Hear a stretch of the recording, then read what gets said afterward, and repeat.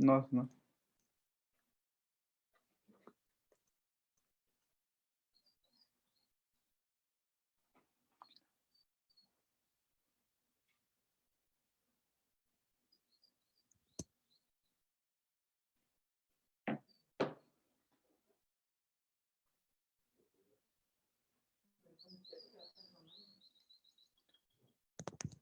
Muy buenos días a todas y todos. Sean bienvenidos a la conferencia de Amparo Civil con el maestro Luis Alberto Aguirre Ocaña, abogado postulante en las materias de civil, mercantil y familiar.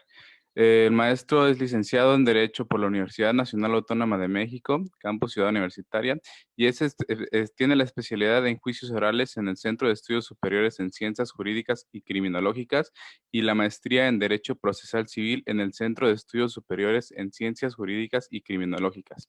Ha sido profesor a niveles licenciatura en las materias de Derecho Civil y Derecho Procesal Civil en la Universidad del Claustro de Sor Juana, en Ciudad de México, y capacitador para las Casas de Cultura Jurídica de la Suprema Corte de Justicia de la Nación. Sin más, los dejo con el maestro en esta conferencia.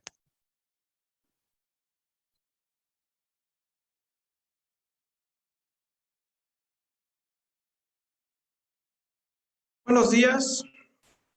Buenos días. Es un gusto para mí estar el día de hoy. Todos ustedes, agradezco la invitación del Poder Judicial del Estado de Chiapas. Me siento honrado en que me hayan invitado a platicar con ustedes algunos tópicos muy generales del juicio de amparo civil. Entiendo que tengo alrededor de una hora para hablar, entonces no podemos abarcar todo lo que significaría el juicio de amparo en su vertiente en la materia civil. Vamos a tocar algunos tópicos generales. También entiendo que es una transmisión abierta al público en general, lo cual aplaudo mucho. Creo que los abogados tenemos que pugnar por una difusión de la cultura jurídica. Por lo tanto, al estar abierto al público en general, puede ser que me hagan el favor de acompañarme, pasantes, personas que no han todavía ejercido, que están estudiando la carrera de Derecho, inclusive quien no haya tomado una formación jurídica como licenciado en Derecho o abogado, por lo cual procuraré tocar las generalidades.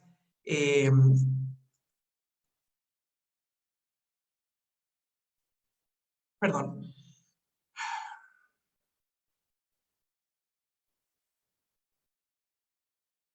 Ok. Perdón. Entonces, vamos a tocar generalidades pensando en algunos temas, algunos tópicos de su interposición, y claro, todo enfocado en el ámbito civil, es decir, derivado de procesos civiles, mercantiles y familiares, todo lo que no es penal, todo lo que no es laboral, todo lo que no es fiscal, todo lo que no es administrativo. Por lo tanto, de la propia ley de amparo, algunas cuestiones las vamos a ir omitiendo para dejarlo exclusivamente en el ámbito del amparo civil. Sus comentarios y sus preguntas enriquecen esta charla, así que agradecería mucho que las formularan. Lo primero para comenzar sería preguntarnos qué es el amparo, ¿no? Platicaba yo que al ser una charla abierta al público en general, bueno, vamos a tocar desde el inicio. ¿Qué es el amparo? Curiosamente, la figura del amparo, la figura jurídica del amparo es de las más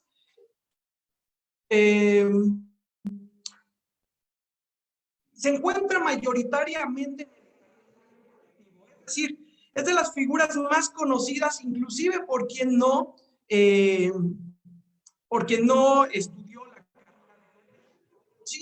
Me refiero a que es una figura que las personas tienen muy en mente. Es muy común que ante cualquier problema que una persona tenga, piense, se imagine, tenga la idea de acudir al juicio de amparo en la oficina.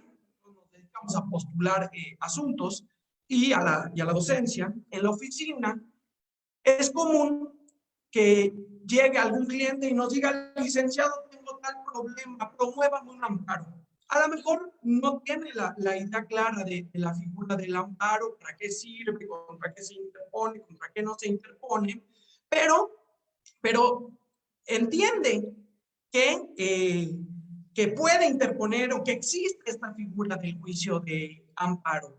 Es mucho más conocida, por ejemplo, que el recurso de queja, ¿no? No es raro que un cliente llegue y diga, licenciado, interpóngame un recurso de queja en tal cosa. La figura del amparo se tiene más en mente en la sociedad en general y claro, una figura orgullosamente mexicana, una figura del derecho jurídico mexicano que se ha exportado a otros países. Entonces, empecemos con qué es el amparo. Vamos a definir qué es el amparo. Para definir qué es el amparo, vamos a hacer uso de una imagen, vamos a hacer uso de una imagen que la propia Corte publicó. Desde luego es una imagen tomada textualmente del perfil de Facebook de la Suprema Corte de Justicia, todos los derechos reservados y lo usamos con propósito meramente académico. Pero esta, en el perfil de Facebook, es la definición que pone la Corte, claro, también pues, para el público en general, ¿no? Y nos dice que es un medio jurisdiccional protector de los derechos humanos reconocidos en la Constitución Federal y en los tratados internacionales de los que México forma parte. Y nos aclara que este juicio procede contra leyes, actos o omisiones de la autoridad que violen derechos humanos y nos dice lo que yo les comentaba, esta es una figura creada orgullosamente en el ámbito jurídico mexicano, en el sistema jurídico mexicano. Esta es la definición, una definición sencilla que la Corte nos propone en su red social de Facebook. ¿Qué definición proponemos nosotros del juicio de amparo? Bueno, primero es un medio de control de constitucionalidad y de convencionalidad, pero es un medio de control concentrado.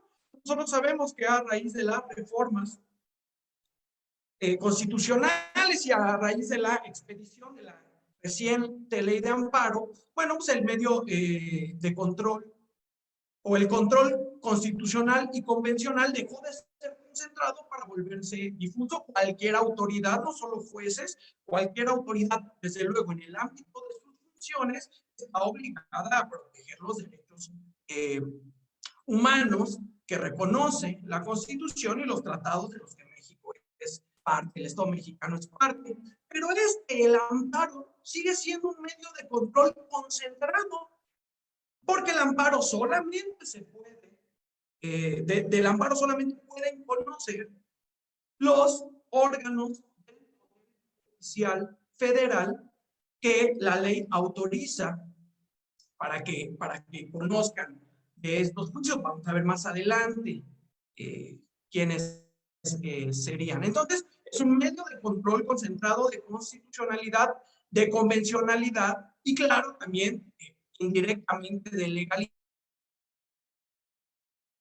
Cuando aludimos a violaciones a los artículos 14, 16, 17 constitucional, de los actos u omisiones provenientes de autoridades o de particulares. Vamos a profundizar ahora que veamos partes en el juicio de amparo para el ámbito del derecho civil.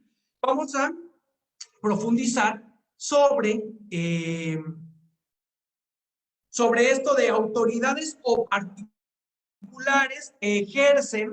particulares que ejercen actos similares a los de la autoridad o equivalentes a los de la autoridad, previstos en favor de las personas físicas o morales cuyo objetivo es proteger los derechos humanos y las garantías otorgadas para su protección por la Constitución Política de los Estados Unidos Mexicanos y los tratados internacionales de los que el Estado mexicano es parte, para restituir, en caso de que sea procedente, de manera integral en el goce del derecho fundamental violentado. Esta es una definición que proponemos nosotros respecto del juicio de amparo.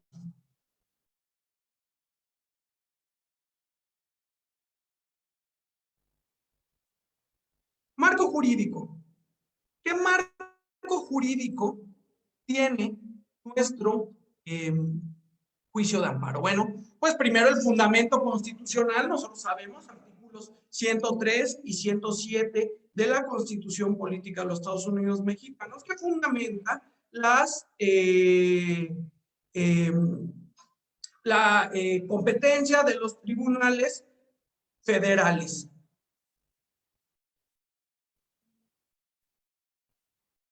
Después, el fundamento legal, la ley de amparo, publicada el 2 de abril del 2013, nuestra reciente ley de amparo,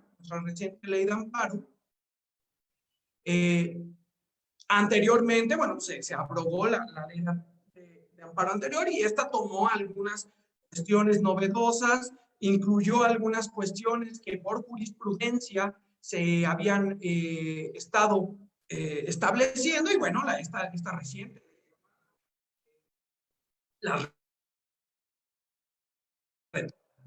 Y luego, supletoriamente, cuando algún supuesto no se encuentre contemplado en dicha ley, se aplicará supletoriamente el Código Federal de Procedimientos Civiles y en lo que no, los principios generales del derecho, estos principios generales de los que nos habla la Constitución Política de los Estados Unidos en su artículo 17 constitucional.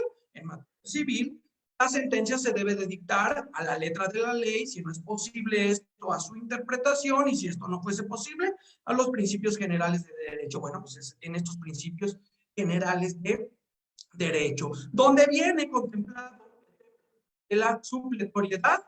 Artículo 2 de la Ley de Amparo, a falta de disposición expresa, se aplicará en forma supletoria el Código Federal de Procedimientos Civiles y, en su defecto, los principios generales de derecho. Solo que para el tema de la supletoriedad, o sea, ya sabemos que tenemos los fundamentos constitucionales, el fundamento legal, y para este tema de la supletoriedad, hay que atender a cuándo se aplica supletoriamente una ley a otra. Hay ciertos requisitos para aplicar supletoriamente una ley. No basta que una figura no esté contemplada en un ordenamiento legal para o supletoriedad. Recordemos, por ejemplo, en el Código de Comercio fue famosa el tema que se discutió sobre si en el Código de Comercio se podía aplicar el recurso de queja supletoriamente. Se podía aplicar supletoriamente el recurso de queja que no viene en el Código de Comercio, pero viene o sí venía en el Código de Procedimientos Civiles, por ejemplo, de la Ciudad de México. Y la argumentación era que el Código de Comercio sí regula recursos, pero que omitió regular la queja. Y cuando esto se resolvió, se dijo, no, lo que pasa no es que no venga regulado o venga regulado deficientemente. Lo que sucede es que el legislador intencionalmente excluyó el recurso de queja para la materia mercantil, para el tema del Código de Comercio. Entonces, ¿qué requisitos debemos de colmar cuando queremos suplir una ley y en este caso cuando queremos aplicar supletoriamente a la ley de amparo del Código Federal de Procedimientos Civiles? Veamos.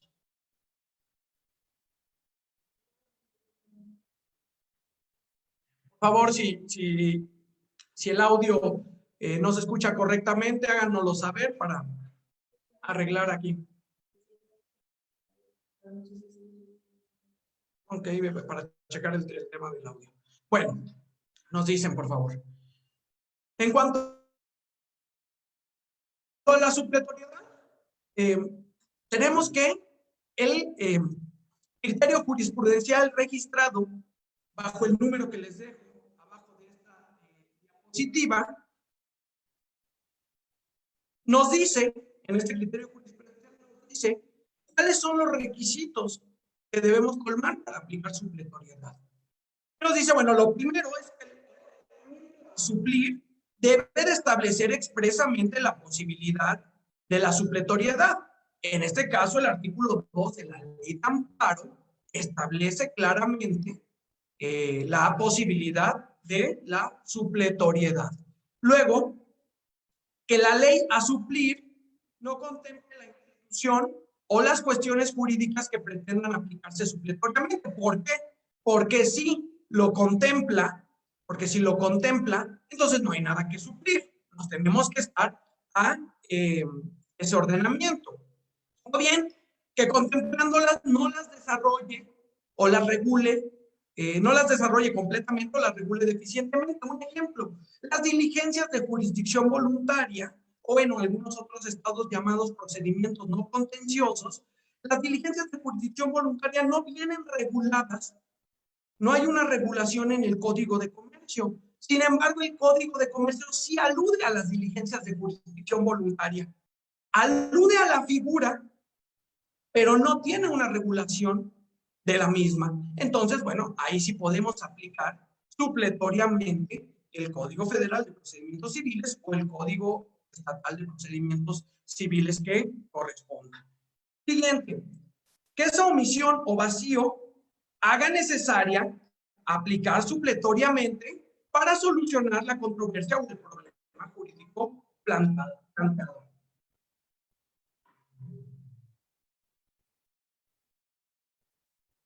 Ok, a ver, me comentan que hay algunos problemas con el audio. Voy a intentar solucionarlos. Un segundo, por favor.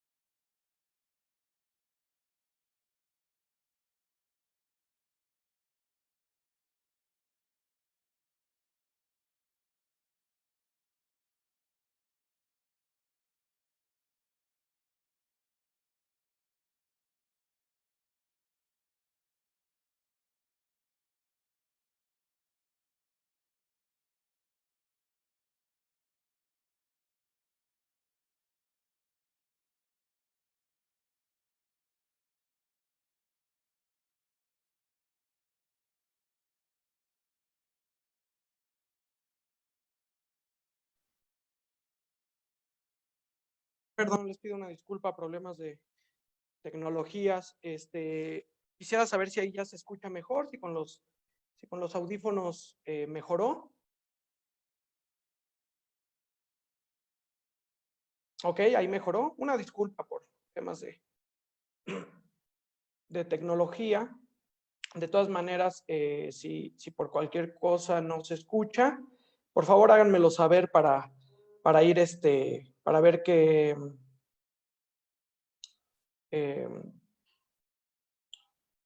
eh, qué podemos ir haciendo. Ok, entonces, a ver.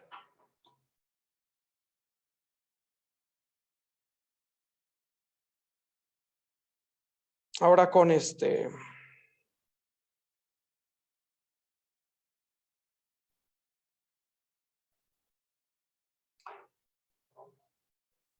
pues ahora con la nueva normalidad tenemos que irnos acostumbrando a las nuevas tecnologías y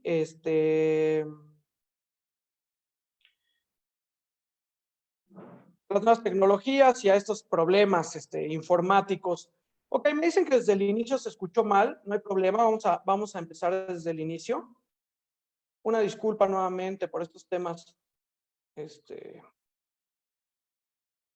Platicábamos de qué es el amparo y les decía yo que la figura del amparo es una figura que está mucho en el imaginario colectivo. La sociedad tiene muy presente esta figura. Es curioso, probablemente tenga que ver, les decía yo, les comentaba, probablemente tenga que ver con el tema de que es una figura de origen mexicano, de manufactura mexicana. México exportó esta figura al mundo y quizá por eso la gente la tenga tan presente, ¿no? Les comentaba que llegan a la oficina los clientes, por favor, si sigue sin oírse, me avisan, llegan a la oficina los clientes y nos dice, licenciado, tengo tal problema, interpongo un amparo. O sea, lo tienen muy presente, ¿no? Tienen muy presente el tema de la figura del amparo. ¿Qué es el amparo? Bueno, les decía yo que esta imagen está en la página de Facebook de la Suprema Corte de Justicia, todos los derechos reservados y se usa exclusivamente para el ámbito académico. No voy a ser yo demandado. No, lo hacemos para el ámbito académico exclusivamente. Y la pongo porque me parece una definición sencilla que sin profundizar mucho en lo jurídico, nos puede dar una idea de qué es el juicio de amparo. Ya haré yo propondré una definición del amparo y decíamos que es un medio jurisdiccional protector de los derechos humanos reconocidos en la Constitución Federal y en los tratados internacionales de los que México forma parte. Este juicio procede, entre otras cosas, contra leyes, actos u omisiones de las autoridades que violen derechos humanos. Esta figura fue creada por el sistema jurídico mexicano, ya lo platicábamos. Es una definición sencilla, pero que engloba meridianamente bien lo que es el juicio de amparo. Quizá una definición un poco más robusta, que es la que proponemos nosotros, sería medio de control concentrado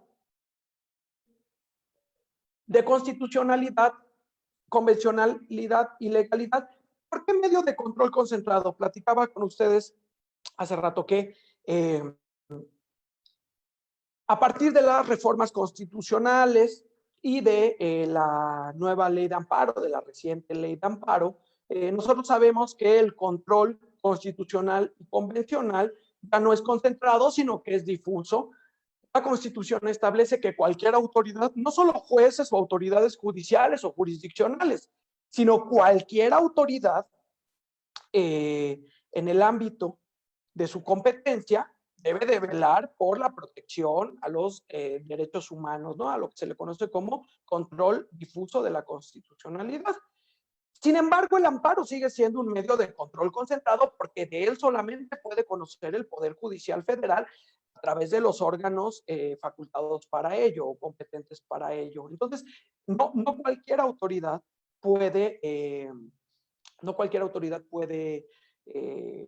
conocer del juicio de amparo, solamente es el Poder Judicial Federal. Por eso es que sigue siendo un medio de control concentrado de constitucionalidad y convencionalidad y legalidad cuando hacemos alusión a violaciones al artículo 14, a los artículos 14, 16, 17 constitucional, temas de legalidad.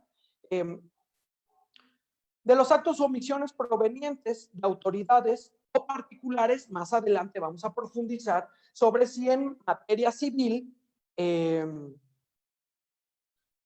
nos aplica este tema de autoridades o particulares que hacen actos equivalentes a los de la autoridad, previstos en favor de las personas cuyo objetivo es proteger los derechos humanos y las garantías otorgadas para la protección de estos derechos humanos por la Constitución y por los tratados internacionales, restituyéndolos, en caso de ser procedente, de manera integral en el goce del derecho fundamental violentado.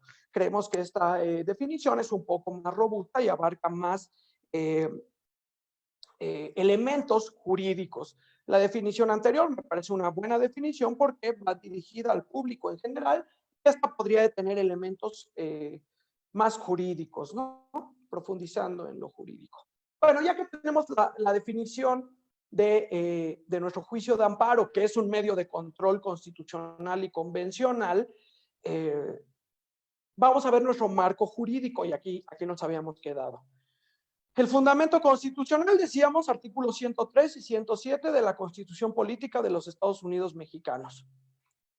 El fundamento legal, la Ley de Amparo, publicada el 2 de abril del 2013.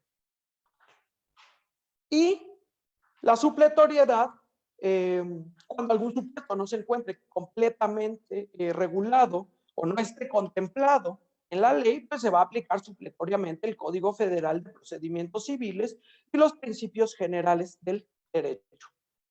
¿Dónde viene esto? Artículo 2 de la Ley de Amparo, de nuestra actual Ley de Amparo, que literalmente dice: a falta de disposición expresa se aplicará en forma supletoria el Código Federal de Procedimientos Civiles y, en su defecto, los principios generales del derecho. Estos principios generales de los que nos habla el artículo 17 constitucional, ¿no?, que establece que en los juicios del orden civil la sentencia se debe de dictar a la letra de la ley, si esto no fuese posible, a su interpretación, y si esto no fuese posible, bueno, a través de los principios generales de derecho. Es a estos principios generales del derecho que nos estamos refiriendo. Pero bueno, aplicar supletoriedad no lo podemos hacer indiscriminadamente. Hay que cumplir o colmar ciertos requisitos para poder aplicar supletoriedad. Les contaba yo del caso del Código de Comercio, cuando se discutió, se debatió si el recurso de queja,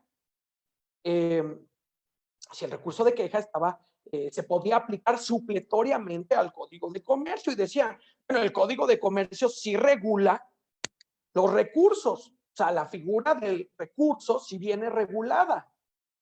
Lo que no viene regulado es la queja. Bueno, vamos a aplicar supletoriamente el Código de Procedimientos Civiles de la Ciudad de México, por poner un ejemplo.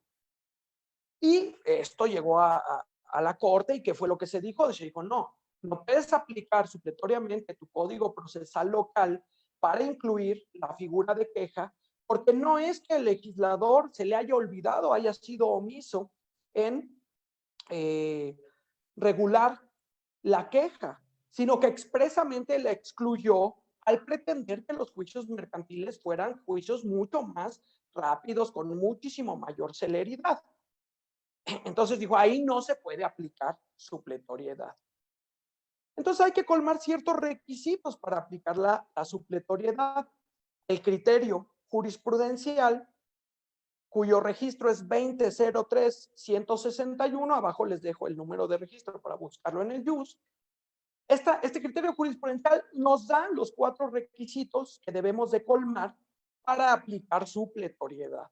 El primero es que el ordenamiento legal a suplir expresamente autorice la posibilidad de la supletoriedad. Nuestra Ley de Amparo, en su artículo 2, expresamente autoriza la supletoriedad, y entonces hay palomita, ¿no? Lo colmamos. El segundo, que la ley a suplir no contemple la institución, porque si la contempla, pues nos tenemos que estar a lo que contempla esa disposición normativa, no hay por qué suplir. Ha sido también muy debatido el tema de costas procesales en el Código de Comercio, y quieren aplicar supletoriamente Código Federal de Procedimientos Civiles o Código de Procedimientos Civiles estatal. Y que han dicho nuestros máximos tribunales, no. Costas procesales, si viene regulada en el Código de Comercio, te tienes que estar a su regulación. A lo mejor no te gusta, pero esa es la regulación que trae el Código de Comercio. Para que apliquemos supletoriedad, la ley a suplir no debe de contemplar la institución o aún contemplándola, no las desarrolle o las regule deficientemente. Ejemplo, diligencias de jurisdicción voluntaria o llamadas en otros estados procedimientos no contenciosos. El Código de Comercio no regula las diligencias de jurisdicción voluntaria, no hay un capítulo que regule las diligencias de jurisdicción voluntaria, sin embargo sí las menciona, sí hace alusión a ellas, solo que no están reguladas. Bueno, aquí sí podemos aplicar supletoriamente código federal o código estatal según sea el caso. Siguiente, que la omisión o vacío legislativo haga necesaria la aplicación de la supletoriedad para solucionar la controversia o bien el problema jurídico que se está planteando, sin que se atienda a cuestiones jurídicas que el legislador no tuvo intención de establecer en la ley a suplir. Decía yo, se llegó a la conclusión que el recurso de queja, el legislador no quiso incluirlo dentro del catálogo de recursos. Entonces, si no lo quiso incluir, no podemos incluirlo nosotros a través de la supletoriedad. Finalmente, que las normas aplicables supletoriamente no contraríen el ordenamiento legal a suplir, que haya una armonía entre el ordenamiento legal a suplir y el ordenamiento que está supliendo, que haya una congruencia con los principios y las bases de las instituciones que se traten. Aquí tenemos las 4 reglas que según el criterio jurisprudencial que acá hace referencia a ese registro, nos dice que debemos de colmar para aplicar supletoriedad. Entonces, nuestra ley de amparo en su artículo 2 expresamente autoriza supletoriedad. Ese es nuestro marco normativo. En este marco normativo, ¿qué últimas reformas importantes para la materia civil, mercantil y familiar, entre otras materias, han habido? Esta lámina dice reformas recientes, como ya ni tan recientes, ¿no? Están por cumplir 3 años, que alguien le avise a los legisladores que ya las reformas están por cumplir 3 años, a lo mejor no lo han notado, pero tenemos reformas a los artículos 16, 17 y 73, reformas del 15 de septiembre del 2017, reformas muy importantes y muy interesantes. Me parece que inclusive en este mismo ciclo de conferencias se ha hablado ya de la legislación única en materia civil y familiar, la legislación procesal única en materia civil y familiar, claro, contemplada en las reformas del 15 de septiembre del 2017. Vamos a ver en qué consistieron y por qué van a incidir en nuestro juicio de amparo civil.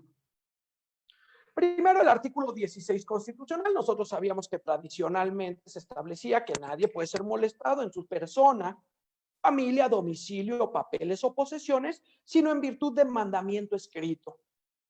Y no faltó el que dijo, caray, pues todo lo que sucede en un juicio oral, video grabado, no hay mandamiento escrito, sino que todo sucede de manera oral.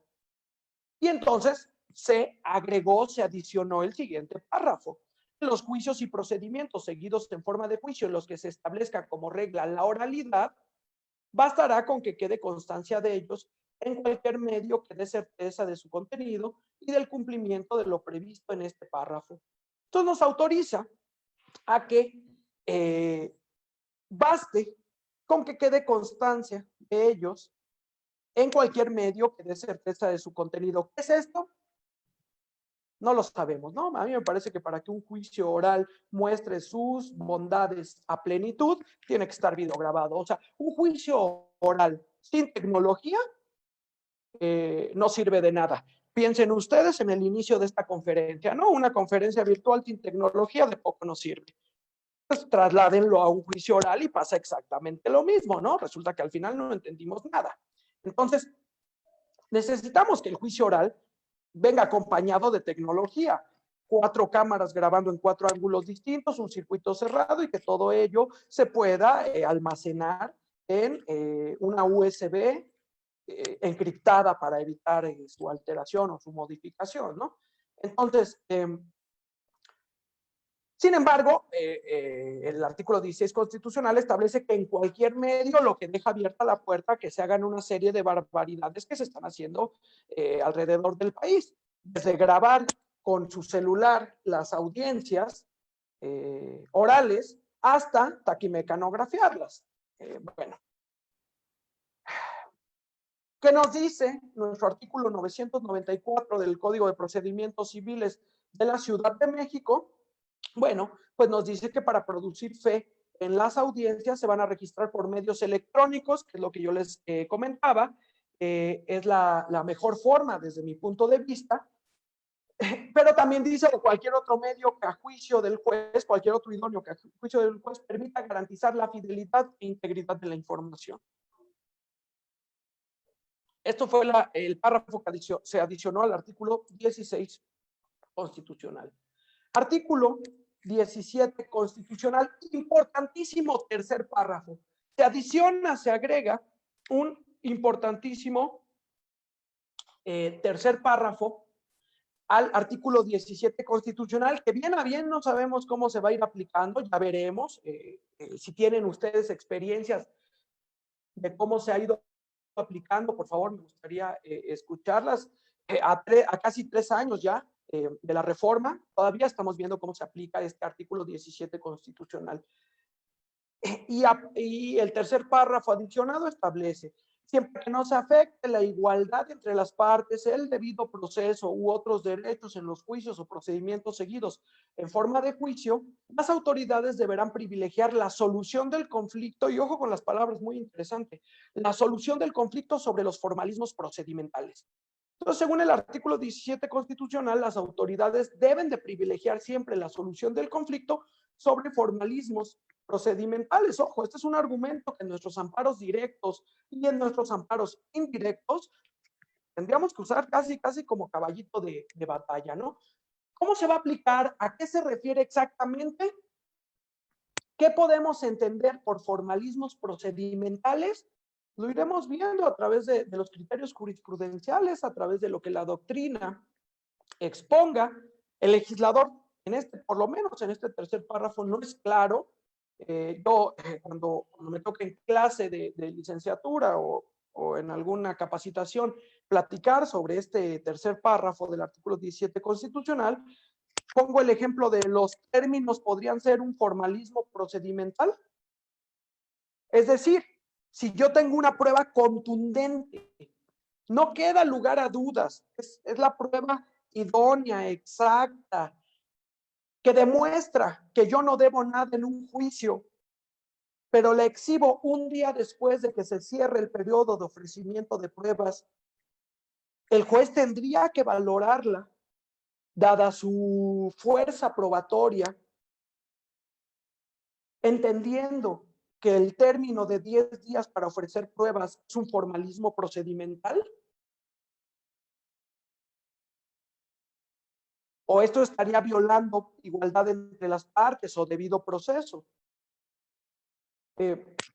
Habrá que irlo viendo en la aplicación práctica ya en los asuntos, pero es un párrafo que debemos de tener muy en cuenta al momento de tramitar nuestros amparos. Algún colega en una capacitación que me tocó dar me decía, ojo maestro, dice privilegiar la solución del conflicto, no privilegiar la solución de la litis o del juicio. Y me decía que conflicto, litis y juicio son 3 cosas diferentes. Y entonces él creía que este tercer párrafo se aplicaba más a solucionar el problema entre las partes, aunque no el juicio, porque hay veces que el juicio se termina, pero los problemas entre las partes siguen. Yo no estaría tan de acuerdo con ello, me parece que sí se refiere a un tema procesal, pero bueno, hay que ir viendo su aplicación. ¿Qué nos podría dar algo de luz? La exposición de motivos de esta reforma, donde el propio legislador nos dice qué es lo que debemos de entender. Con todo y todo, tampoco que sigue quedando muy claro, ¿no? Dice que en la exposición de motivos se menciona que se debe de pugnar por una impartición de justicia pronta, expedita, que no se entorpezca por situaciones o cuestiones de formalidades procesales. Y luego nos dice que no se ignora que en un procedimiento judicial o en un procedimiento seguido en forma de juicio se deben de garantizar ciertos derechos, por ejemplo, igualdad, equilibrio de las partes, etcétera, etcétera. Y dice que, sin embargo, las previsiones legales de carácter técnico sobre las cuestiones de forma y las formalidades del procedimiento no deben constituirse en obstáculos para que el juzgador desempeñe y se pronuncie sobre la resolución de fondo efectivamente planteada por quienes accionan ante el tribunal u órgano de impartición de justicia. Aquí nos empieza a dar un poco de luz y nos deja en claro que sí se refiere a un proceso jurisdiccional o a un proceso o procedimiento seguido en forma de juicio.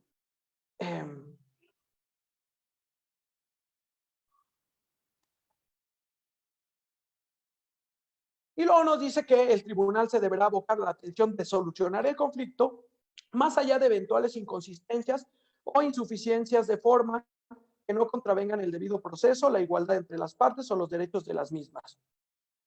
Entonces, más o menos nos otorga una luz de cómo ir aplicando este tercer párrafo. Y última reforma, ya tuvo una colega mía, ya tuvo oportunidad de platicar con ustedes respecto de esto, la legislación única en materia procesal civil y familiar, que se supone para estas fechas deberíamos de tenerla, pero no la tenemos y como dijeran, pues ni la tendremos próximamente, ¿no?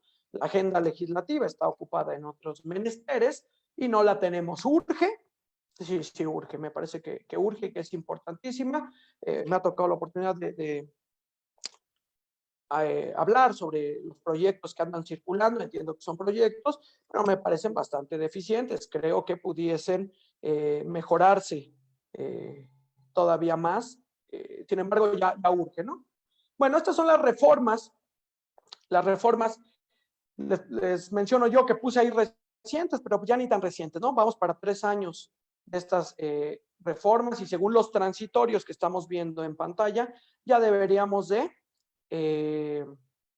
tener la legislación única en materia procesal civil y familiar.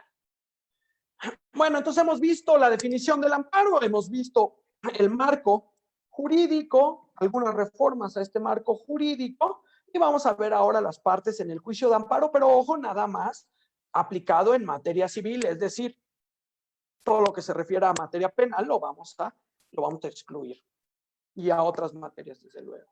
Entonces, el artículo 5 de la ley de amparo nos dice que son parte en el juicio de amparo, 1, el quejoso, teniendo tal carácter, y aquí es donde vamos a empezar a quitar, vamos a empezar a quitar ya algunas cuestiones que trae la ley de amparo para quedarnos exclusivamente con la parte civil. Entonces, el quejoso teniendo tal carácter que aduce ser titular de un derecho subjetivo, nada más, siempre que alegue que la norma, acto u omisión reclamados violan los derechos previstos en el artículo primero de la presente ley y con ello se produzca una afectación real, actual a su esfera jurídica de manera directa. Para nuestro juicio de amparo civil, esta tiene que ser la definición de quejoso que tenemos, excluyendo violaciones de manera indirecta y excluyendo algunas otras cuestiones de las que vamos a platicar ahorita. Luego, tratándose de actos o resoluciones provenientes de tribunales judiciales, quitamos administrativos, agrarios o del trabajo, se lo quitamos, el quejoso debe de aducir ser titular de un derecho subjetivo que se afecte de manera personal y directa. Hasta ahí tenemos a nuestro quejoso para juicio de amparo civil. ¿Por qué quitamos lo demás? Porque para el amparo civil, directo o indirecto, porque estamos hablando de resoluciones que provienen de un juicio, el interés jurídico es el único que se acepta. No vamos a aceptar interés legítimo y mucho menos, claro, desde luego, interés simple que no nos sirve para ningún efecto en la ley de amparo. Los criterios jurisprudenciales con los registros que les dejo aquí nos dan una definición bastante didáctica de qué es interés jurídico, de qué es interés legítimo y de qué es interés simple. Y nos dice que el interés jurídico es la afectación personal real y directa en la esfera jurídica de un quejoso. El interés legítimo es el interés personal, individual o colectivo, cualificado, actual, real y jurídicamente relevante, que puede traducirse, en caso de concederse el amparo, en un beneficio jurídico en favor del quejoso. Y el interés simple es el también llamado jurídicamente irrelevante. Sí puede estar interesada la persona, pero jurídicamente ese interés es irrelevante. Entonces, de estos tres tipos de interés, el jurídico, el legítimo y el simple, para los efectos de nuestro amparo directo e indirecto en materia civil, vamos a quedarnos solamente con el interés jurídico.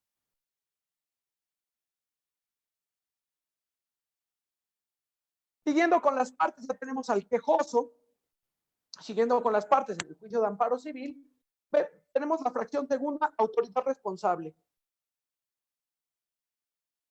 La autoridad responsable tiene tal carácter la que dicta, ordena, ejecuta o trata de ejecutar el acto que crea, modifica o extingue situaciones jurídicas en forma, y aquí vienen las características de un auto de autoridad, ¿no? En forma unilateral y obligatoria. Omita el acto que de realizarse crearía, modificaría o extinguiría dichas situaciones jurídicas. Se debatió en la doctrina hace algunos años, era una autoridad, si era la que tenía a su disposición el uso de la fuerza pública, si era la que dictaba actos de forma unilateral, obligatoria, general, etcétera. Nuestra ley de amparo, fracción segunda, artículo 5, nos dice quién es autoridad responsable, y dejé solamente las características de la autoridad responsable en materia civil. Ahora, segundo párrafo, adición de nuestra reciente ley de amparo, dice: para los efectos de esta ley de amparo, ojo, los particulares pueden tener la calidad de autoridad responsable siempre y cuando realicen actos equivalentes a los de autoridad. Entonces, los particulares sí pueden tener la calidad de autoridad responsable, pero cuando estos particulares realicen actos equivalentes a los de autoridad, que afecten derechos en los términos de esta fracción y cuyas funciones estén determinadas por una norma general. Me acuerdo, bueno, pues hace ya bastantes años que estudiaba yo en la carrera en la Facultad de Derecho, me acuerdo que, pues, decir que el amparo se podía interponer contra un particular era impensable, ¿no? Era la pregunta mala que siempre tenías ahí, decir que el amparo se podía interponer contra particulares. También el tema que les decía yo del cliente que llega a la oficina y le dice: licenciado, mi vecina no me quiere pagar, ¿podemos interponer un amparo en su contra? Antes con la anterior ley de amparo, decirle: señora, el amparo solamente procede contra actos de autoridad, tu vecina no es una autoridad, no procede el amparo en tu contra. Ahora, bueno, pues ya los particulares pueden tener la calidad de autoridad responsable siempre y cuando, no en el caso de la vecina, siempre y cuando realicen actos equivalentes a los de autoridad, es decir, actos unilaterales, obligatorios, que provengan de una ley, etcétera, etcétera, etcétera, y que afecten derechos en los términos de esta fracción, la fracción segunda. La pregunta aquí, por eso tenemos signos de interrogación, la pregunta aquí: para efectos de amparo en materia civil, mercantil y familiar, ¿podemos tener particulares que ejecuten actos equivalentes a los de autoridad? En nuestros juicios civiles, en nuestros juicios mercantiles, en nuestros juicios familiares, podemos tener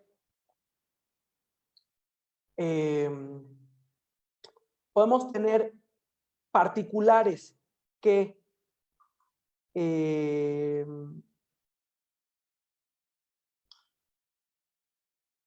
ejecuten actos de autoridad.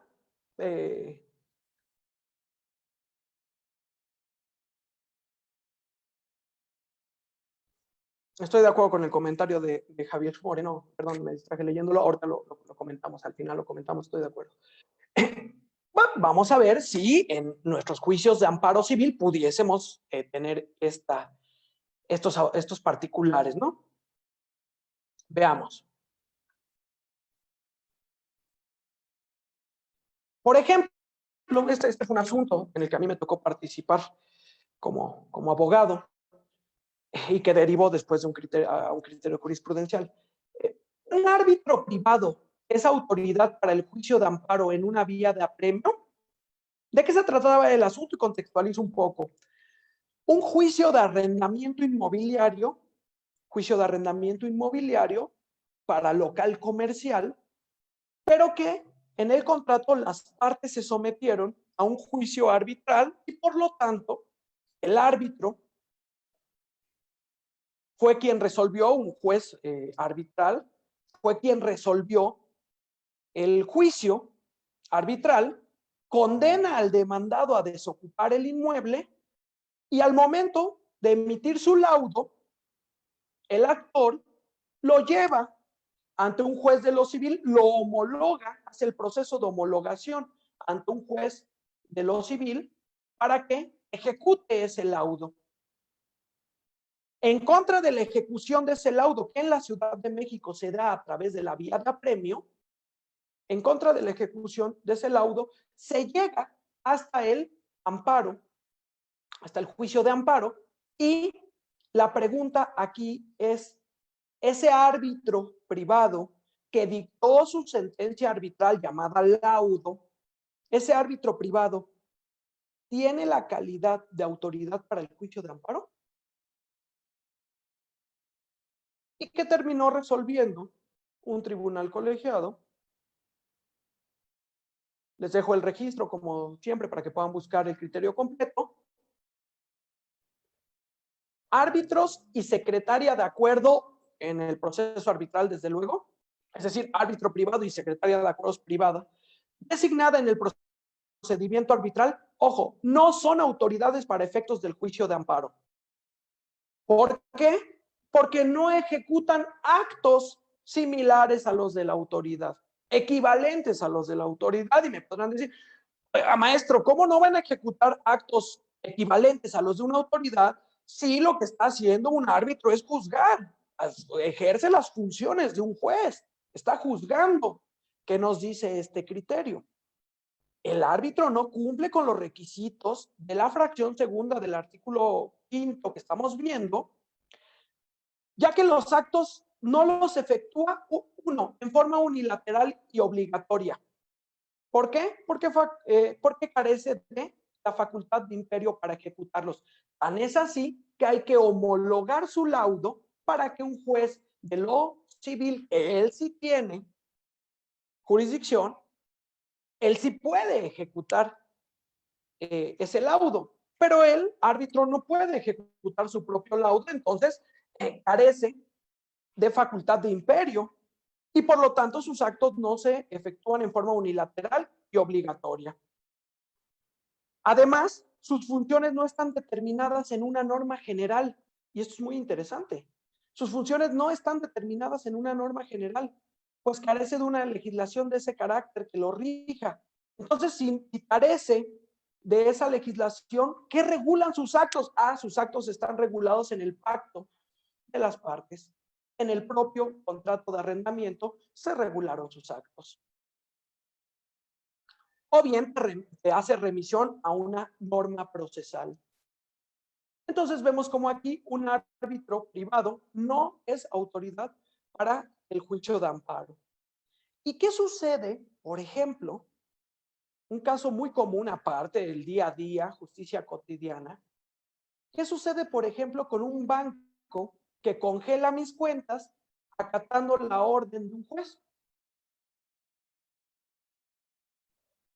Si un banco me congela mis cuentas por una orden judicial, ¿es autoridad para el juicio de amparo? Yo sé que el criterio que les pongo aquí, cuyo registro les dejo arriba, yo sé que habla de la materia penal, pero valdría la pena hacerlo valer en materia civil. ¿Y qué nos dice? Instituciones bancarias sí tienen el carácter de autoridad responsable para efectos del juicio de amparo cuando ejecutan aseguramientos de cuentas bancarias ordenadas en el procedimiento penal por autoridad ministerial o judicial. Entonces, si una autoridad judicial en materia penal me congela mis cuentas, me asegura mis cuentas, tiene el carácter de autoridad responsable. Bueno, yo no echaría en saco roto este criterio y lo aplicaría en materia civil. Finalmente, la argumentación que se da y que les dejo transcrita no hace referencia exclusivamente a la materia penal. Eso se puede aplicar perfectamente a cualquier materia. ¿Y qué dice? Cuando los bancos ejecutan aseguramientos de cuentas, si bien son personas morales privadas, cuando inmovilizan o bloquean cuentas, su actuación es equivalente al acto de una autoridad, porque ejerce facultades de ejecución, como lo haría cualquier otra autoridad para materializar una medida cautelar, una medida de apremio en materia civil, ¿no? Unas providencias precautorias, por ejemplo, de retención de bienes.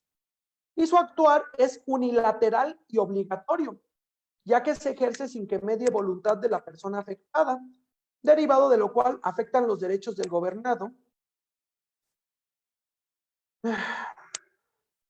y las funciones del banco en ejecución de aseguramientos de cuentas sí deriva de una ley. Está determinada en el artículo 4, fracción 19 de la Ley de la Comisión Nacional Bancaria y de Valores, así como 44, fracción 1 a 4 del Reglamento Interior de la Comisión Nacional Bancaria y de Valores. Si hay una legislación de la cual derive la facultad para congelar o asegurar cuentas.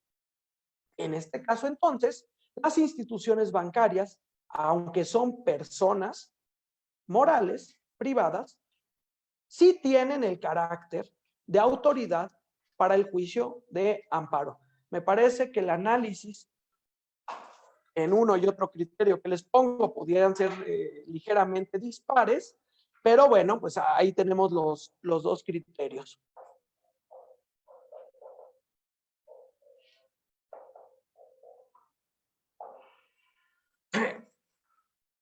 Ok, me piden que repita algunos registros, con gusto vamos a ir repitiendo los registros, no voy a regresar un poco.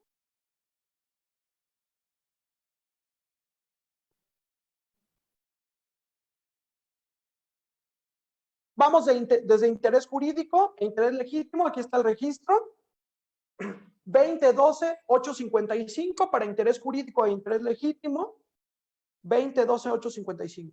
Registro para interés legítimo y su diferencia con el interés simple o jurídicamente irrelevante. 2012-364. El tema del árbitro privado. Registro 2018-229. 2018-229. La ejecutoria de donde deriva este criterio es sumamente interesante, ¿no? El análisis que hacen me parece que es un análisis muy concienzudo. Podemos estar de acuerdo o no en alguno de sus puntos, pero me parece un análisis muy concienzudo.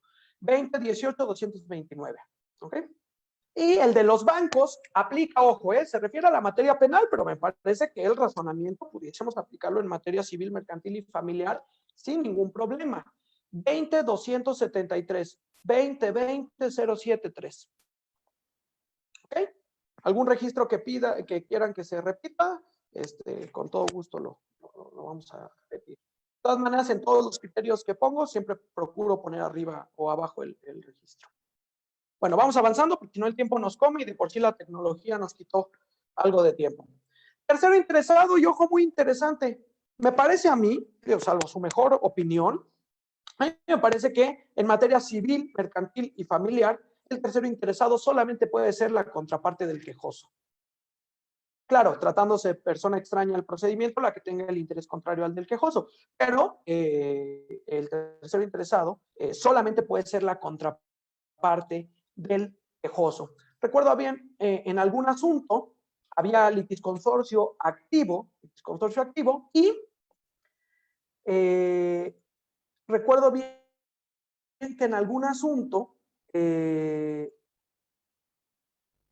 me pregunta Teodoro Reyes que si es válido que un banco bloquee mi cuenta bancaria. Sí, sí es válido. Ya viene el fundamento legal, está en la ley que regula la Comisión Nacional Bancaria y de Valores, y en su reglamento. Ojo, habrá que estar al caso en concreto. Si el banco llega y de buenas a primeras congela una cuenta, pudiese ser que no.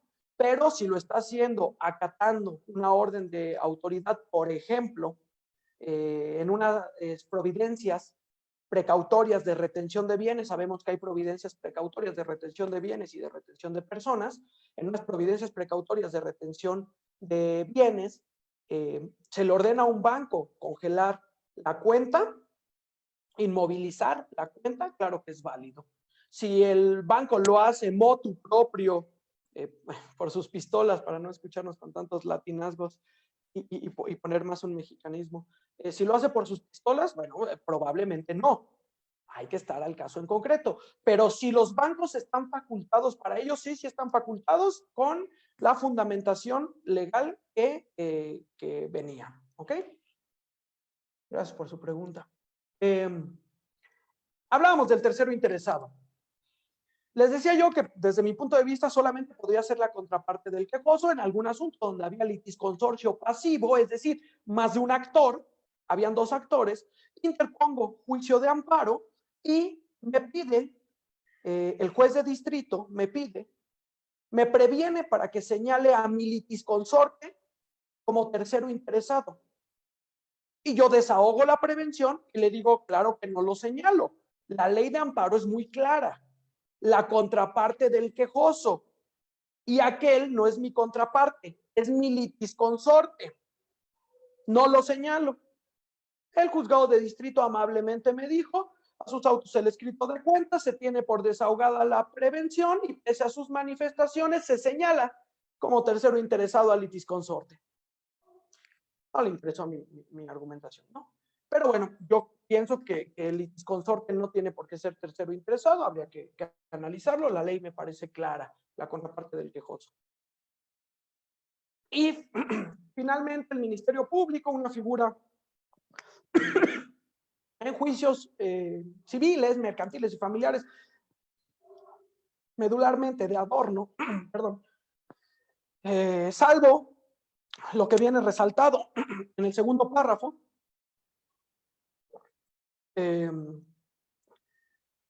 pero bueno, nuestra ley de amparo la sigue contemplando, ¿no? No hay mucho que hablar del Ministerio Público, cumple con una función de representación social meramente.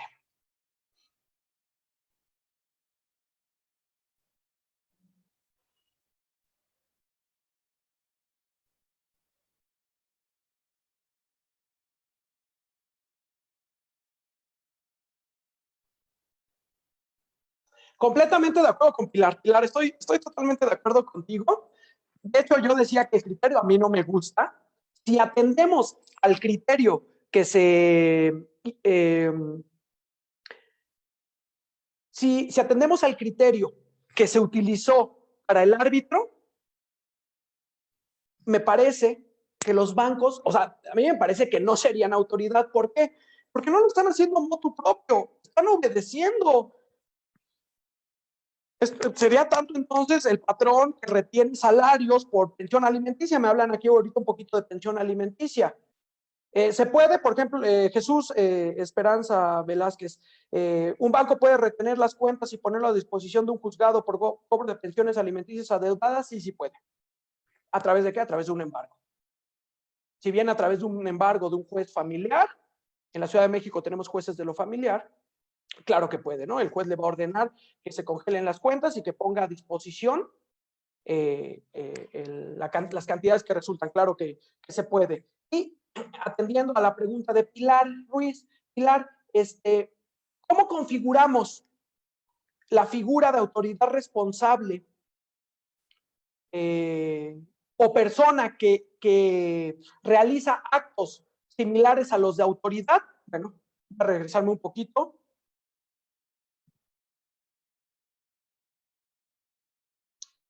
Este es el fundamento. O sea, aquí viene, más que el fundamento, aquí viene el razonamiento. Este es el razonamiento de por qué un banco sí. No estoy muy de acuerdo con ello, pero dice, vamos a resumir la argumentación que se está dando. 1. Ejerce facultades de ejecución, como lo haría cualquier autoridad ejecutora. Entonces, lo primero que dice es ejerce facultades de ejecución. 2. Su actuar es unilateral. Esta es una de las características de los actos de autoridad. Un actuar unilateral. La autoridad no te anda preguntando. Teóricamente, la autoridad no tendría que andarte preguntando si te parece o no te parece, o si quieres o no quieres, ¿no? Digamos, teóricamente la autoridad no anda preguntando si quieres o no quieres. La autoridad ordena. Y esa orden, desde luego, es obligatoria. Entonces, 2, unilateral. 3, es obligatorio. No es opcional, es obligatorio. 4, con ese actuar unilateral y obligatorio, afecta derechos del gobernado al crear situaciones jurídicas que restringen la disposición de bienes o recursos. Y último, su actuar está fundamentado en una ley. Me preguntaban lo de qué fundamenta la retención de bienes. Aquí está el fundamento. Artículo 4 de la ley de la Comisión Nacional Bancaria y de Valores en su fracción respectiva y artículo 44 del reglamento interior de la Comisión Nacional Bancaria y de Valores en sus fracciones respectivas. Y ahí se les confiere la atribución para actuar con imperio como autoridad ejecutora. Ese fue el razonamiento al que se llegó en este criterio. Puede gustarnos o no, pero ese fue el razonamiento. Como abogados postulantes, pues bueno, la idea es tener herramientas, ¿no? Cuando sea en contra, pues combatiremos estos criterios y cuando sea a favor los utilizaremos. Pero ahí está el fundamento de por qué un banco o cómo fundamentamos y motivamos que un banco pueda tener la calidad de autoridad responsable. Espero haberme explicado, si no, lo retomamos. Vamos a avanzar a los principios que van a regir el amparo en materia civil. Tenemos principios que rigen a la acción, principios que rigen a la sentencia y principios que rigen al procedimiento. Los principios que rigen a la acción. Instancia de parte agraviada en dos vertientes. Lo primero es que el Poder Judicial de la Federación no anda motu propio, no anda abriendo juicios de amparo. Hay que instarlo. Se requiere que un gobernado lo inste.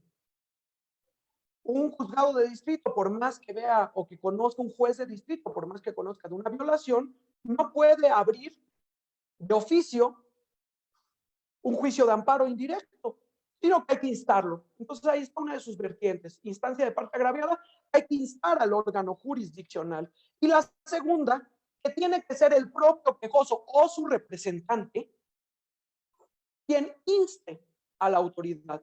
Yo no puedo decir, señor juez de distrito, vengo a interponer amparo en nombre de mi vecino porque me cae muy bien, es mi amigo y yo quiero interponer amparo en su nombre. Si no tengo poder o representación bastante, claramente van a desechar de plano ese amparo, salvo desde luego, acuérdense que estamos, yo soy un humilde civilista, acuérdense que estamos en amparo civil. Yo entiendo que salvo los supuestos de privación de la libertad fuera de procedimiento, destierro, palos, azotes, pues sí, pero eso es de los penalistas. Nosotros estamos aquí en materia civil. Luego, agravio personal. Aquí, cuando vimos el interés jurídico, dijimos que para instar el juicio de amparo teníamos que alegar resentir un agravio personal y directo. Entonces les decía, yo no puedo venir y decir, vengo a interponer amparo porque me agravia que le agravia a mi vecino. A eso se le llama, si me agravia lo que le agravia a mi vecino, a eso se le llamaría interés jurídicamente irrelevante. Interés simple o jurídicamente irrelevante. Claro que hay un interés, por supuesto que hay un interés. pero es simple o jurídicamente irrelevante. Y luego, principio de definitividad. El amparo se entiende como un medio extraordinario. Esto quiere decir que antes de acudir a él, tenemos que haber agotado todos los medios ordinarios de defensa que la ley doméstica nos provee. Antes de acudir al amparo, hay que agotar los medios ordinarios que la ley nos provee, que la ley del caso nos provee. Una vez que hemos agotado esos recursos, entonces sí podemos acudir al juicio de amparo. Este principio de definitividad también tiene algunas excepciones en materia penal, desde luego, y en materia mercantil, civil, familiar. Vamos a platicar de ellas un poco más adelante. Principios que rigen la sentencia. Vamos a apurándolos porque si no. Principios que rigen la sentencia, relatividad de la sentencia. Este principio de relatividad de la sentencia lo expongo siempre con un caso chusco, pero real, a mis alumnos de licenciatura, y les platico que un familiar mío, de cuyo nombre no quiero acordarme ahora, lo llego a visitar y en su casa tiene un árbol de Navidad de marihuana de este tamaño, ¿no? Tiene una planta de marihuana de este tamaño. Y le digo, fulanito de tal, ¿qué haces con esa planta de marihuana de ese tamaño? Eso rebasa por mucho la dosis personal permitida. O sea, no, es que ya vi, Luis, ya vi en la tele que ya se les concedió a unos el amparo para el uso lúdico de la marihuana. Sí, espérame, nada más que el principio de relatividad de las sentencias establece por regla general que esa sentencia solamente va a amparar o a proteger a quien promovió el juicio y no a los demás. Insisto, amparo en materia civil. Yo sé que hay otras cuestiones, pero por regla general, en amparo en materia civil nos establece que los efectos de la sentencia son relativos para la persona que los interpuso. Si yo interpongo un procedimiento de amparo para el uso lúdico de la marihuana, también se ha estado viendo el uso lúdico de la cocaína, y me conceden el amparo, pues el único que va a poder fumar soy yo, no toda mi oficina, ¿no? Me ampararon a mí nada más.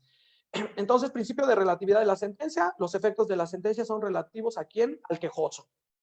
Principio de estricto derecho, con las excepciones del artículo 79 de la ley de amparo, el juez de distrito y el tribunal colegiado de circuito va a atender el amparo a la luz de mis conceptos de violación. Va a atender el amparo a la luz de mis conceptos de violación sin que quepa la suplencia de la deficiencia de la queja, con las excepciones del artículo 79 de la ley de amparo. Principio de mayor beneficio. Se tiene que estar al momento, si se concede el amparo, al momento de conceder el amparo se tiene que estar a lo que mayor beneficie al quejoso. Si lo que más beneficia al quejoso es el estudio de los conceptos de violación de forma, pues serán esos. Si son los de fondo, que casi siempre es esto, casi siempre beneficia más al quejoso el estudio del fondo, pues entonces nos estaremos al fondo. La autoridad que conozca del amparo debe de procurar estudiar los conceptos de violación, sean de forma o de fondo, pero los que más le beneficien al quejoso. Y finalmente el principio de prosecución procesal que rige el procedimiento, que nos establece que una vez que se inicia el juicio de amparo, es una serie de pasos, principio de prosecución judicial, una serie de pasos concatenados hasta llegar a la obtención de una sentencia o una ejecutoria, y hay que empujar el proceso para llegar a ello. Entonces, brevemente, algunos principios que rigen el amparo en materia civil. Vamos a ver rápidamente tópicos del amparo directo en materia civil. Me voy a ir rápido porque el tiempo nos está comiendo. Vamos a ver lo que lleguemos de amparo directo, y si nos da tiempo empezamos a platicar algo de amparo directo. Actos reclamables en materia civil, procedencia del amparo, según el artículo 170 de la ley de amparo. El artículo 170 nos establece que el amparo directo se promueve contra sentencias definitivas que es una sentencia definitiva la que decide el juicio en lo principal. O bien contra resoluciones que pongan fin al juicio. ¿Qué resolución pone fin al juicio? Las que sin tener la naturaleza de sentencia definitiva ponen también fin al juicio, pero no deciden el fondo de este. Simplemente impiden o paralizan su prosecución sin haberse pronunciado sobre el fondo. Entonces, ¿qué actos podemos reclamar en amparo directo para mis colegas jóvenes abogados que están estudiando la licenciatura de Derecho? ¿Qué actos podemos reclamar en amparo directo en materia civil? Sentencias definitivas o resoluciones que ponen fin al juicio. Las sentencias definitivas deciden el fondo del asunto y las resoluciones que ponen fin al juicio sin resolver el fondo del asunto impiden o paralizan su prosecución. Ok, la sentencia definitiva pone fin al juicio resolviendo el fondo del asunto, pero ¿qué resoluciones pueden poner fin a un juicio? ¿Qué resoluciones podríamos decir que ponen fin a un juicio? El auto que desecha la demanda. El auto que desecha la demanda impide o paraliza la prosecución del juicio. El juicio ahí se terminó. Si tomamos en cuenta que la propia ley de amparo nos dice que para los efectos de la ley de amparo un juicio empieza con la presentación de la demanda, el auto que pone fin, el auto que desecha la demanda es posterior a la presentación de la demanda, entonces está dentro de juicio, entonces pone fin al juicio y por lo tanto se combate, una vez agotado el principio de definitividad, claro, se combate mediante amparo directo. El auto que decreta caducidad de la instancia en juicios seguidos por el principio dispositivo, donde si no actuamos generalmente es un término de 6 meses, 120 días hábiles. Si no actuamos en ese tiempo, pues se decretará la caducidad de la instancia. El auto que tenga por desistido al actor de la demanda. ¿Alguna vez me tocó ver un asunto así? El actor se desistió de la demanda. Eso pone fin al juicio. Me dirán, oiga maestro, pero pues si el actor se desistió de la demanda, no estamos frente a un acto consentido. No, resulta que el asunto que me tocó ver es que el demandado tenía un poder amplísimo del actor, se lo había dado antes y este no había sido revocado. Así que cuando le llegó la demanda, el demandado fue con su poder al juzgado y utilizando su poder amplísimo se desistió de la demanda en su contra. Ese asunto se llevó hasta amparo directo. Hasta amparo directo. Sentencia interlocutoria que resuelve un incidente de nulidad de firma de la demanda. Si yo impugno de falsa la demanda y lo gano, la firma, al ser el signo exteriorizador de la voluntad, no hay firma, no hay voluntad, no hay demanda, se acaba el juicio. O la procedencia de una excepción procesal según el código procesal que estemos consultando.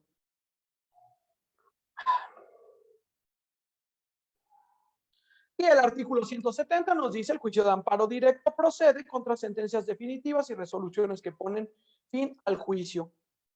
El segundo párrafo nos dice se entenderá por sentencia definitiva las que decidan el juicio en lo principal y por resoluciones que pongan fin al juicio las que sin decidirlo en lo principal lo den por concluido y ya vimos algunos efectos. Perdón que me vaya más rápido, pero el tiempo me está comiendo.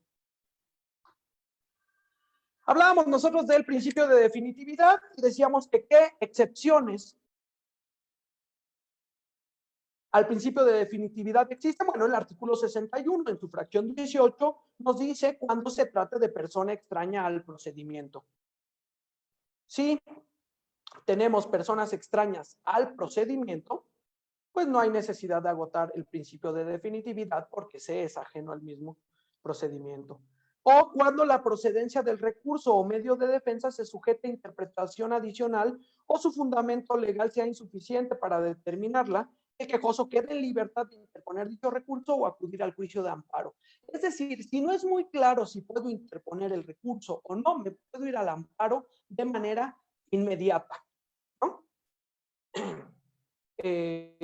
Ejemplo rápido, Código de Comercio, para interponer el recurso, hay una cuantía. Para interponer el recurso de apelación existe una cuantía. En su momento empezó en 500,000 pesos, ya no sé en cuánto va, ¿no? 625, por ahí debe de ir. Pero empezó en 500,000 pesos. ¿Qué sucede si mi juicio vale 501,000 pesos? Yo inicio el juicio cuando la ley establece que para el recurso de apelación, para la procedencia del recurso de apelación, debe de valer de 500,000 pesos para arriba. Mi juicio vale 501,000 pesos, mi juicio claramente es apelable. El juicio sigue su prosecución y ninguna de las partes apela hasta 2 años después.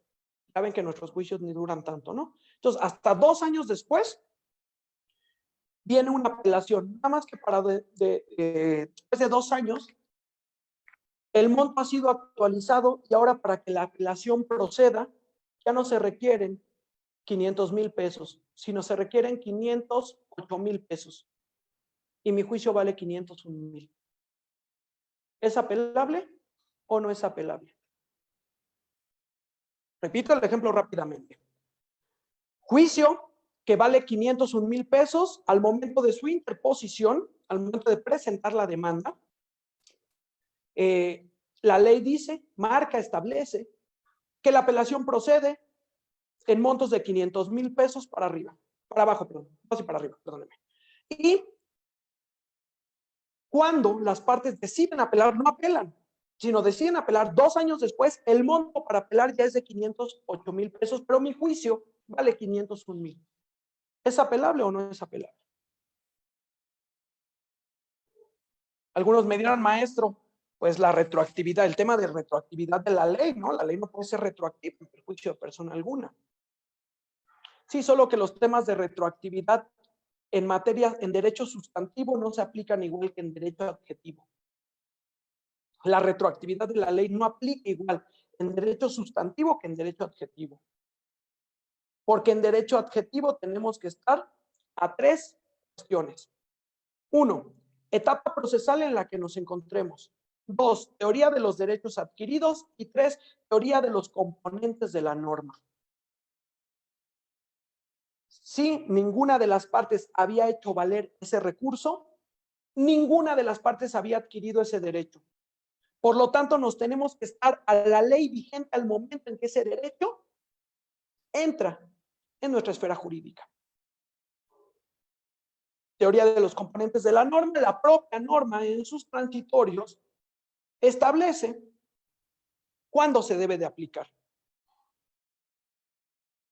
Entonces, en el ejemplo que les doy, no sería apelable. Pero vean todo el razonamiento que tuvimos que hacer para decidir si era apelable o no apelable. O sea, no fue algo muy notorio. Entonces, cuando la procedencia del recurso se sujete a una interpretación adicional como esta que acabo de hacer, el quejoso queda en libertad de interponer dicho recurso. Nada más que cuidado, Hay jurisprudencia que establece, si esa interpretación ya fue resuelta por los tribunales, en criterio jurisprudencial, ya no te aplica esto. Ya te tienes que ir al criterio jurisprudencial. Por lo tanto, el tema que les digo, que ya fue resuelto por contradicción de tesis, ya no podemos alegar eso, nos tenemos que estar a lo que el criterio establece. Término para la interposición, artículo 17 de la Ley de Amparo. El plazo genérico para presentar la demanda de amparo es de 15 días, contados a partir de ¿cuándo? A partir del día siguiente al en que haya surtido efectos, conforme a la ley del acto reclamado, la notificación al quejoso de la resolución que reclame, la sentencia definitiva o el auto que puso fin al procedimiento. Y si presento mi amparo antes de que comience el plazo, o sea, yo tengo desde el día 1 hasta el día 15, pero si lo presento en el día -1, caray, ¿cómo podría ser eso? Si yo tengo conocimiento de la sentencia, pero esta ordena notificación personal y la notificación personal la hacen 2, 3 días después y yo ya tenía bien preparado mi amparo directo, así somos los abogados, muy previsores, yo ya tenía preparado mi amparo directo y lo presento inclusive antes de que corra el plazo. Bueno, nos dice los tribunales que la demanda de amparo directo, su presentación es oportuna, aun cuando ocurra antes de que inicie el cómputo del plazo, porque este es un plazo máximo, pero nada impide que lo presentemos antes si por cualquier circunstancia tenemos conocimiento del acto reclamado. Y si el tribunal colegiado de circuito no labora,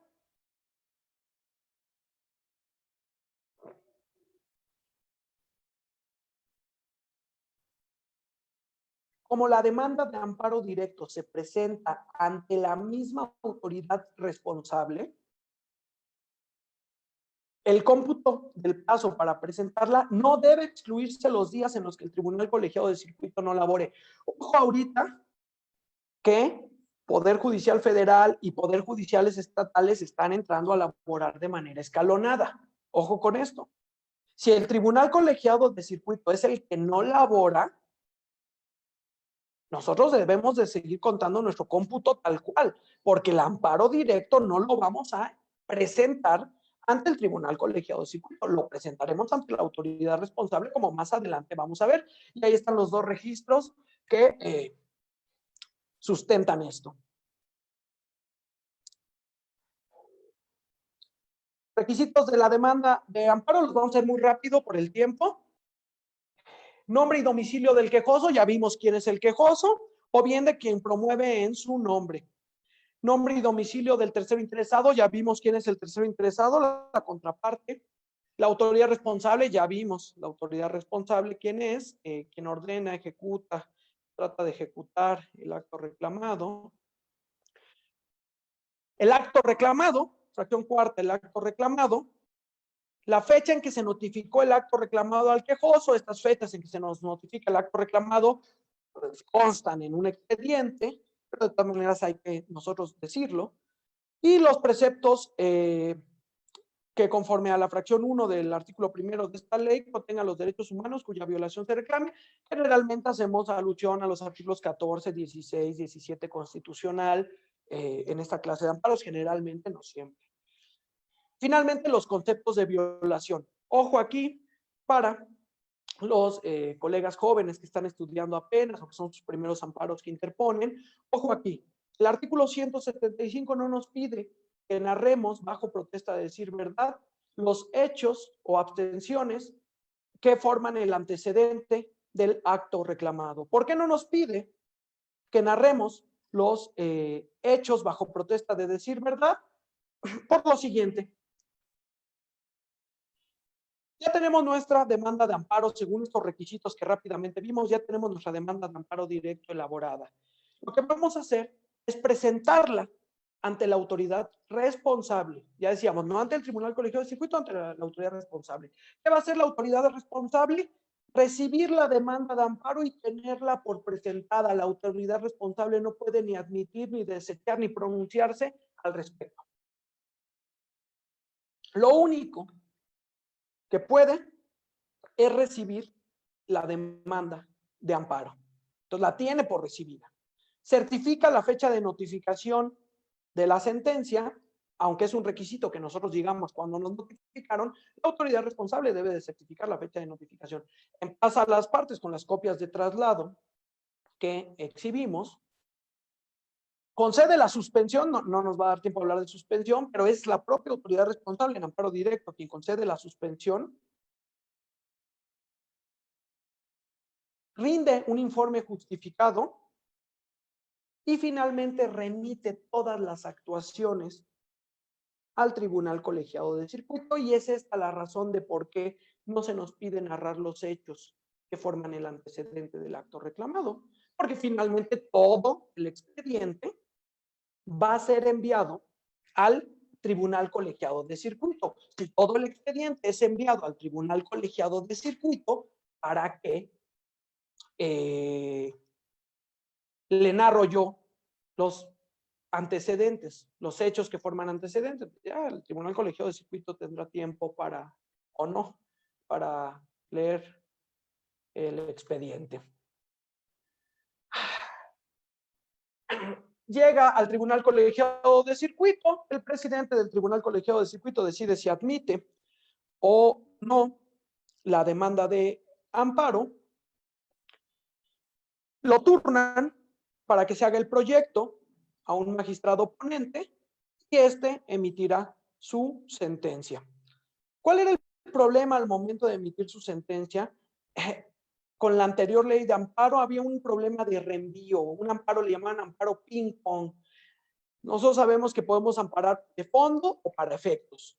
Cuando amparaban para efectos, era para que se estudiara una violación procesal. Entonces, se estudiaba la violación procesal, se subsanaba, se regresaba, se dictaba una nueva resolución, un nuevo acto reclamado, se volvía a combatir en amparo directo, volvía a tener otra violación procesal y regresaba, y así estaba regresando. Para evitar esto, que se conoció como el amparo ping-pong, para evitar esto, nuestra actual ley de amparo incluyó el amparo adhesivo. El amparo adhesivo procede en dos casos. Uno, cuando el adherente trata de fortalecer las consideraciones vertidas en el fallo definitivo a fin de no quedar indefenso, se parece mucho a nuestras apelaciones adhesivas que vienen en el Código de Comercio y Código de Procedimientos Civiles de la Ciudad de México. Ahí le echamos porras al juez, ¿no? Echamos porras. Decimos, señores magistrados, el juez que emitió el acto reclamado tuvo razón al dictar su sentencia en ese sentido. Sin embargo, su argumentación quedó un poco flaca. Me parece que sí, yo debía de ganar, pero además de las razones que invoca el juez o la autoridad responsable, además de esas razones, creo que estas otras también me daban la razón. Esa es la primera fracción. La segunda fracción, muy importante, no es que la primera no lo sea, pero en esta segunda es muy importante, cuando existen violaciones procesales, aunque yo haya ganado, yo las tengo que combatir en amparo adhesivo. ¿Por qué? Porque si mi contraparte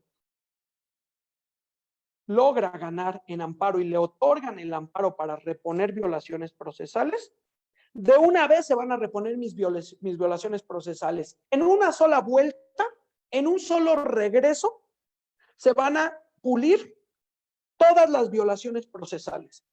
Se van a depurar todas las violaciones procesales para evitar estar regresando. Y he aquí la importancia del amparo adhesivo. El caso para interponerlo, nos dice el artículo 181 de la ley de amparo.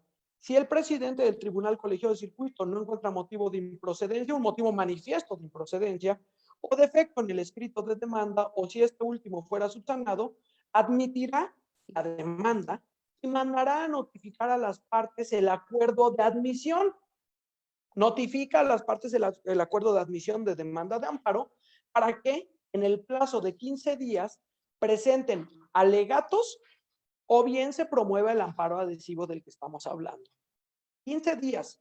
15 días contados a partir de ¿cuándo? 15 días contados a partir de que se nos notifica la admisión de la demanda de amparo. Acuérdense que la autoridad responsable no admite la demanda de amparo, la admite el presidente del Tribunal Colegiado de Circuito. Ok, y el auto que admite la demanda de amparo nos debe de ser notificado personalmente o por lista. Si no estamos truchas, puede ser que se nos pase el tiempo.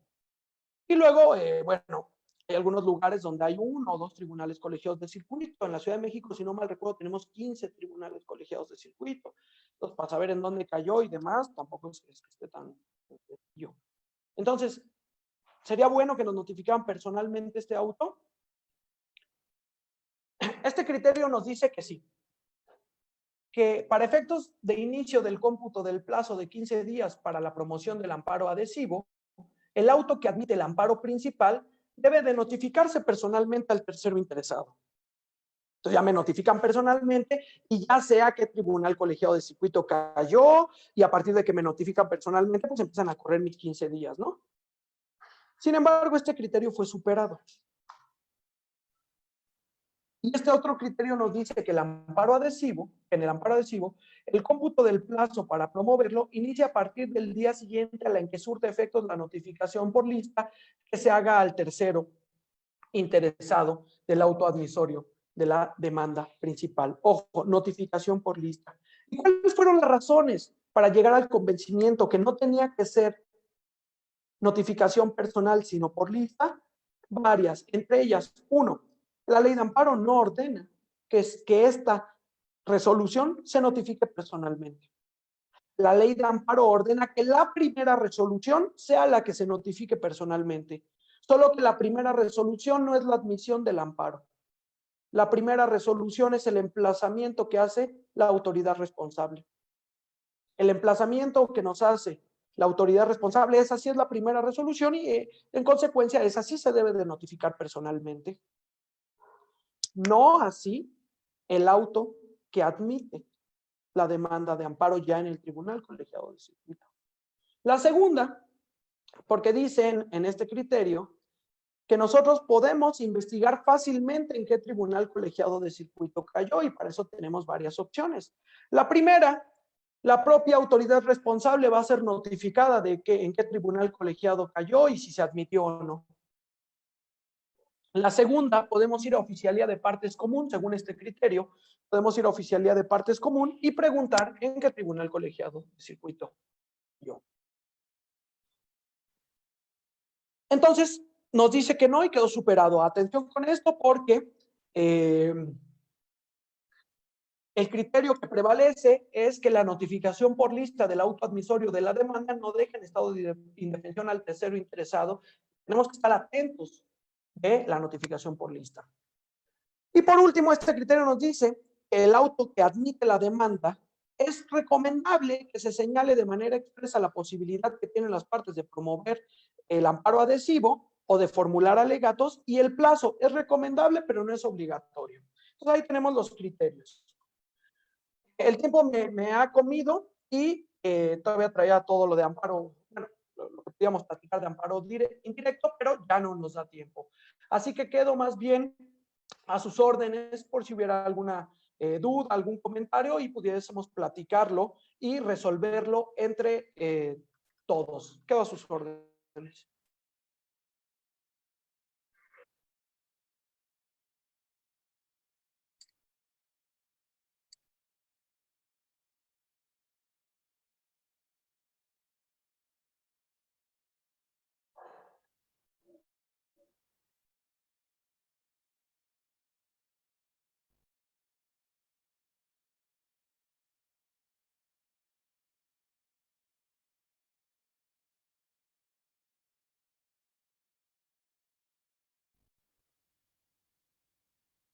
A ver, me pregunta aquí Carol Jiménez que en los asuntos de divorcio incausado del 2017 pueden aplicarse las reformas vigentes del derecho civil en cuanto a la disolución del vínculo matrimonial o forzosamente debe seguirse la secuela procesal como divorcio necesario. Bueno, este tema ya lo resolvió la Corte y nosotros al día de hoy en cualquier estado de la República que estemos, aunque no esté instrumentado en su ley procesal, nosotros podemos tramitar un divorcio sin expresión de causa, atendiendo al libre desarrollo de la personalidad. No hay necesidad de seguir el divorcio con expresión de causa, que cabe aclarar, algunas de las causas eran francamente cavernícolas, ¿no?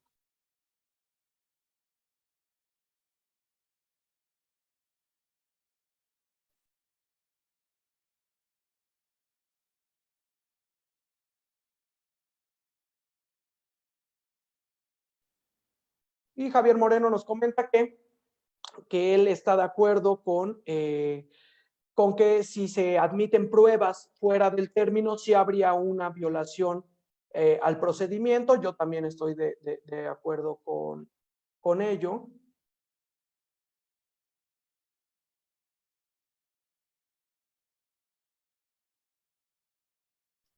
Bueno, pues espero que haya sido de su agrado. Por favor, si gustan, síganos en nuestras redes sociales, ahí tratamos algunos temas al respecto, los debatimos y aprendemos juntos respecto de estos temas tan apasionantes. Nuevamente agradezco mucho al Poder Judicial del Estado de Chiapas su invitación. Es para mí un honor haber podido estar con ustedes en el marco de la celebración del Día del Abogado. Ya el domingo estaremos celebrando con sana distancia, ya estaremos celebrando el Día del Abogado. Agradezco muchísimo, una disculpa por las cuestiones de tecnología. Estamos apenas acostumbrándonos a esto, a nueva realidad que nos impone la emergencia sanitaria. Una disculpa por los inconvenientes técnicos que se dieron al inicio. Espero haya sido de su agrado y espero que nos podamos contactar en una futura ocasión. Muchísimas gracias.